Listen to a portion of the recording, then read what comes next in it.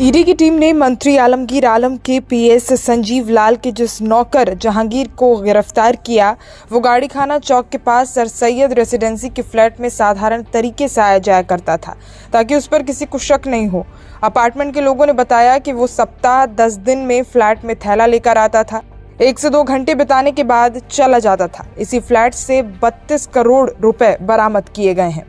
जितनी देर वो फ्लैट में रहता था, गंजी और ट्राउजर में ही रहता था, किसी तरह का ठाट बाट नहीं रखता था। जहांगीर ने अपने फ्लैट को पूरी तरह से सुरक्षित बनवाया था। फ्लैट खरीदने के बाद उसने दरवाजे में लोहे का ग्रिल लगवाया। वो कभी अपार्टमेंट में 4 पहिया वाहन से नहीं आता था। वो एक सफेद रंग की पुरानी स्कूटी से आया जाया करता था। उसी से वो अपार्टमेंट में आना जाना करता था। आस पड़ोस के लोगों का मानना है कि वो ऐसा इसलिए करता था ताकि उसके पास इतनी रकम है, इसका पता किसी को नहीं चल सके। अपार्टमेंट के लोगों से भी वो संपर्क नहीं रखता था। जब वो अपने फ्लैट में जाता था तो सामने में अगर कोई नजर आ गया तो उन्हें सलाम दुआ करके आगे निकल जाता था। अपार्टमेंट में रहने वाले लोगों ने बताया कि जहांगीर हर रोज अपने फ्लैट में नहीं जाता था। सप्ताह 10 दिन में वो आया करता था, हाथ में थैला लेकर आता और सीधे अपने फ्लैट में चला जाता।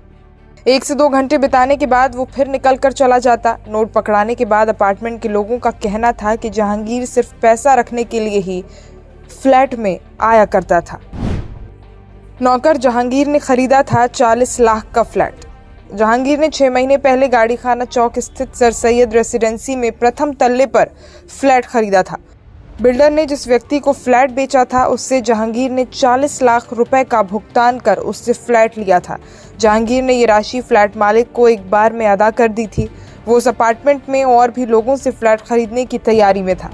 ईडी की ओर से जब जहांगीर के फ्लैट में छापेमारी कर 32 करोड़ से ज्यादा का कैश बरामद किया गया और इसकी जानकारी आसपास के लोगों को मिली तो उनके होश उड़ गए।